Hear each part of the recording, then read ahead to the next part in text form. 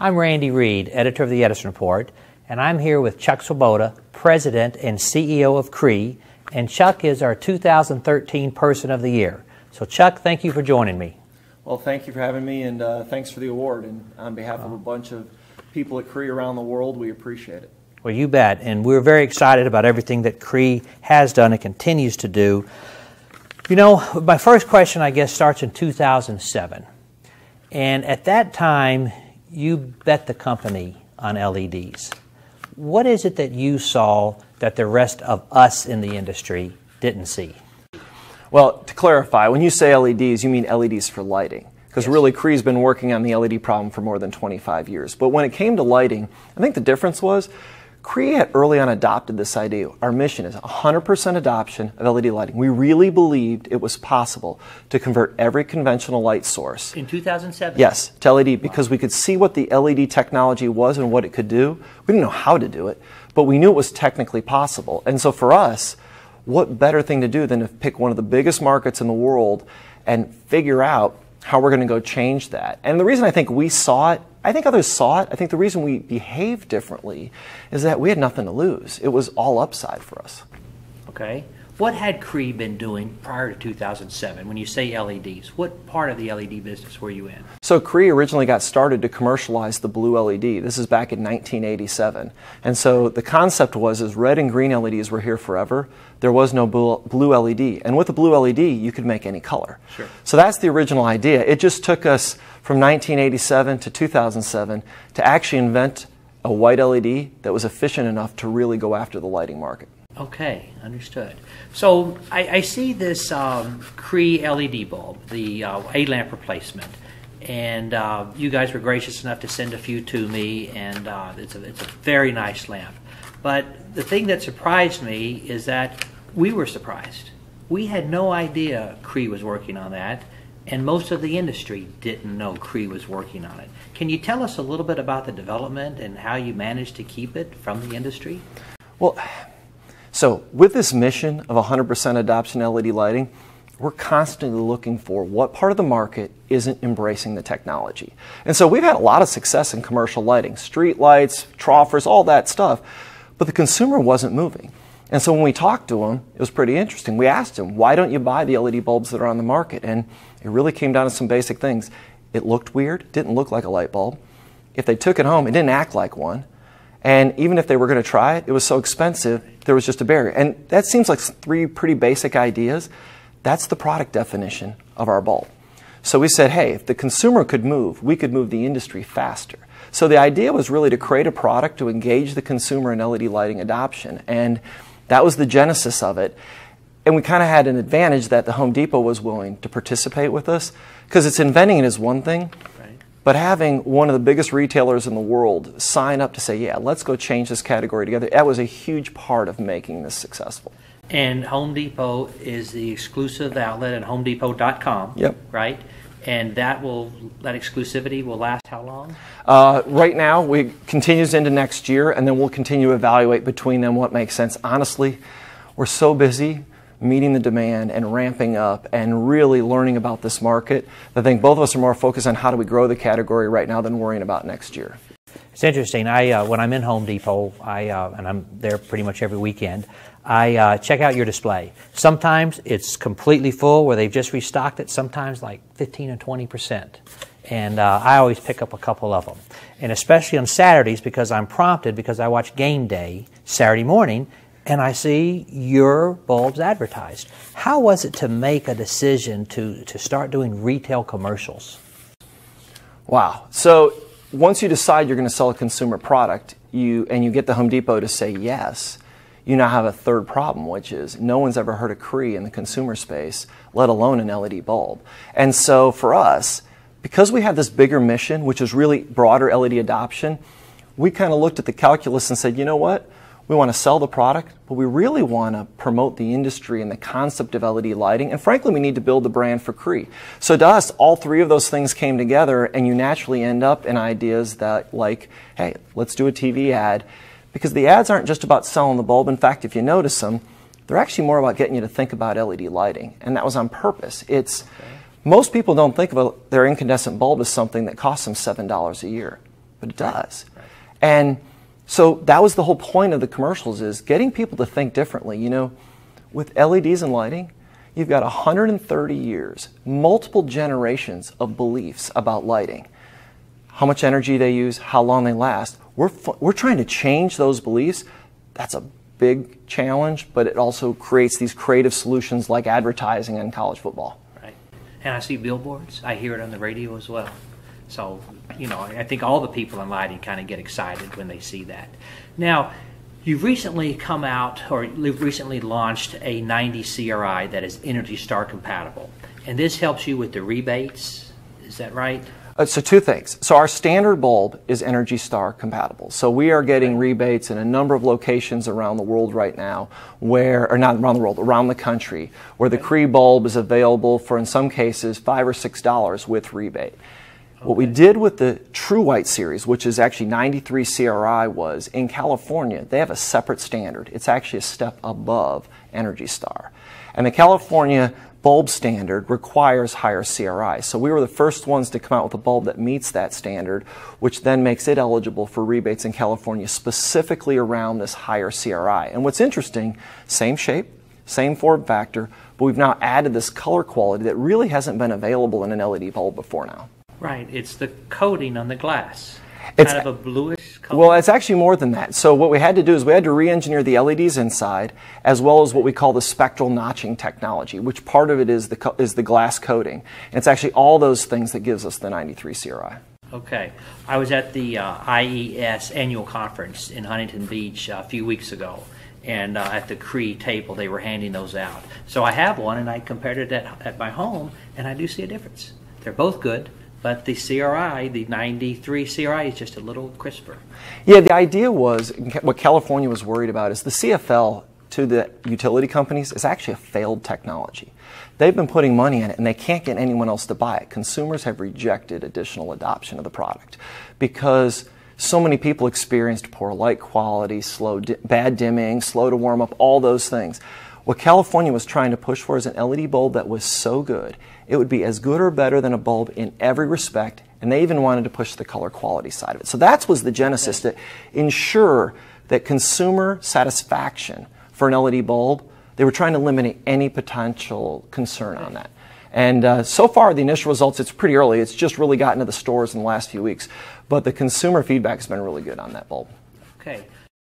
Another product that I find very exciting is the XP, I have to look at it, I'm sorry, the XSPR, which I call the $99 Cobra head. We actually call it the $99 street light internally. So. Okay, excellent. Because here you've got cost parity.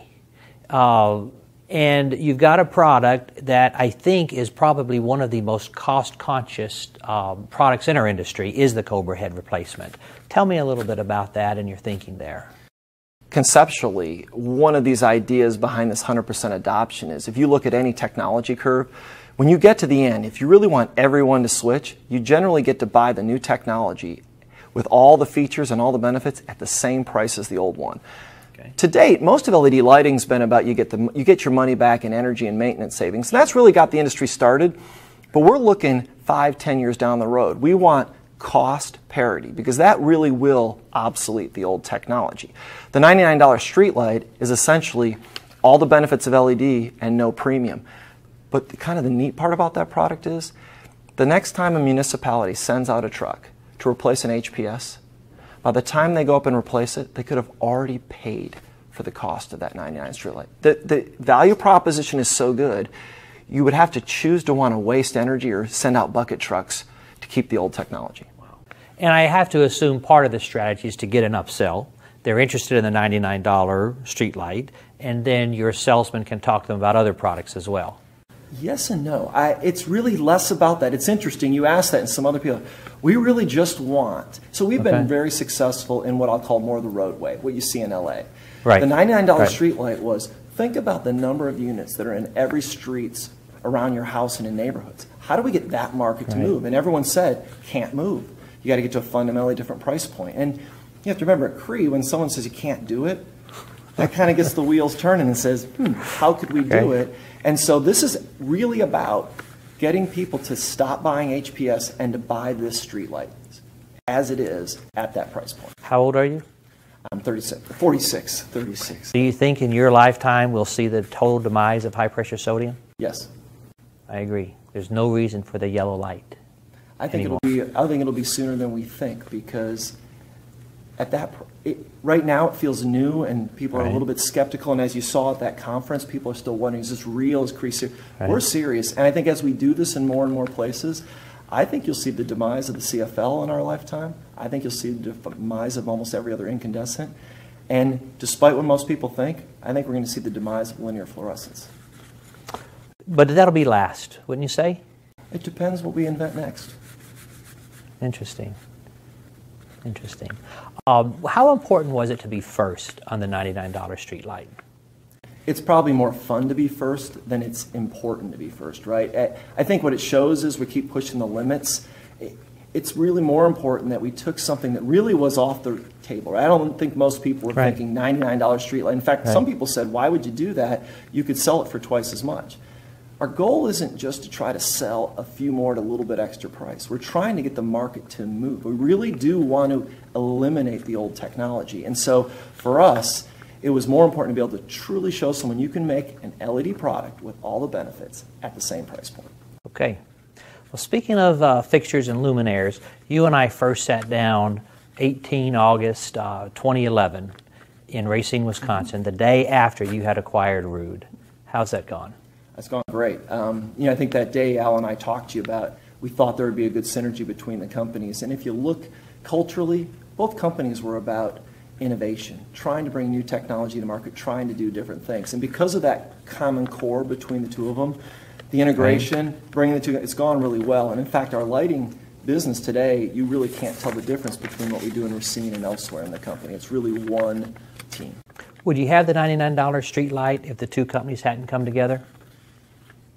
You know what? We wouldn't have it yet. Okay. So we would have got there, but it would have taken longer. And the difference is that what bringing Ruud into Cree helped us do is this idea of being vertically integrated, where you're literally talking about the entire streetlight system and the components and the chips that go in the components. When we're doing that, we're actually re-engineering all the pieces in parallel. And we're also not leaving the electronics off the table. We're taking every piece that's available to us and we're saying, what would it take to invent something that gives you that performance at these cost levels? And so that interaction, that ability to touch the whole system and move the pieces around has really been critical to products like that. When you talk about speed to market and coming together and introducing those products, how important is the DOE in our business right now? You know, look, they play an important role. Probably more so, though, I would say if I look back over the last 5+ years, I think their role was even more significant early on. You know, when we got started, no one knew how to even measure an LED. What did it mean? I mean, we can thank the DOE for LM79 and LM80. They put a standard out there we could start to deal with. Like about lumens, and everyone else wanted to talk about whites. They helped cross that bridge. And they actually did some interesting funding, and they still are today. And that's probably the role they play the most today, is still funding some of this, looking at next generation technology. Where does it go next? Because, you know, despite all the progress, you know, the numbers from last year are less than 1% of all the sockets in the U.S. are LED. So despite all this growth and all this stuff we think we've done, honestly, we are really just getting started. And I don't think we've even fully appreciated where we end up going. It's not just replacing bulbs, but it's what LED lighting will do in the future that's very different than how we think about light today. Right. Personal question for you. You have a brother, Mark, who also is with a very successful, president and CEO of a very successful company. How is it that two brothers are playing prominent roles? And when you were little boys, did you like break things apart to play with the LEDs? First, the most important thing is to know is my brother's a lot older than I am. Okay. And that's a bit of a debate. He's actually 10 years older. And so what happened is he ended up at HP in the early 80s. And then when I got out of college, I was introduced to some people there, and I joined in the late 80s. So we actually were pretty separated, but we both ended up getting connected to the LED business. And for whatever reason, our careers led us down some different paths, and then we were fortunate enough to be around when this opportunity came to start to transform industries with the technology. And I think it's just worked out great for both of us. I don't know what the reason is, other than probably a lot of hard work, and I guess we could probably thank my parents for making us pretty darn focused and competitive people. So Chuck, that kind of concludes the formal part of the interview, or the questions I have. Are there any subjects you'd like to talk about, such as maybe new products you can tell me about? Boy, well, we're not likely to ever tell people about things we're going to do before we do them. I would say this, though. We've done some neat things. I think a lot of people in the industry have done some neat things with LED. I would just encourage people to realize from what we can see from an R&D standpoint, from what we can see of things we can do with LEDs in terms of, not just efficiency and cost, we clearly can do things there, but using LEDs in new ways, I think we're going to see. I just think we've only scratched the surface of what innovation is possible. We have digital light that we can do almost anything with we want. And so I think today we're so focused on how do we get onto an even playing field and start to compete with the old technology. But there's a day in the not too distant future when it starts to do things with light that we've really just never been able to do before. And such as. So if you think about digital light, there's no reason, one, to use just wall switches the way we use them today.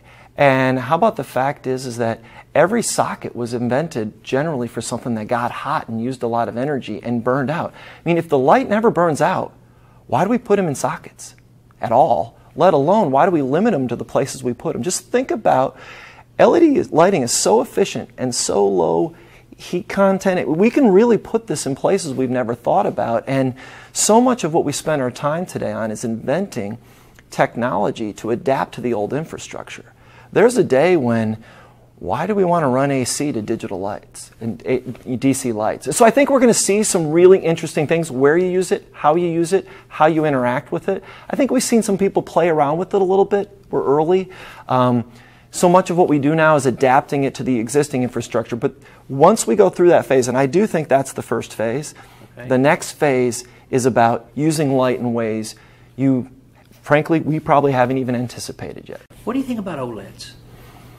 Wow, well, OLEDs have been around a long time. It's being at Cree for over 20 years, there's always that next technology that's just around the corner.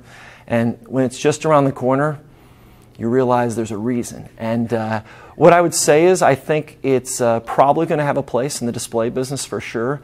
I think when it comes to lighting, if you just look at what it's capable of in terms of lifetimes, light density, and other things, I don't see how it ever crosses over the value proposition, at least not in the next 5+ years, to where we're at in LEDs. What people forget with new technology is the LED technology hasn't stopped. We'll keep moving. And so what it has to do is not get to where we are today. It's going to have to get to where we're going in the future from both a performance and a cost standpoint. And I think it's farther out than people think. Is 280 lumens per watt kind of the limit? No. No. Interesting. No. That just happens to be about where we're at today.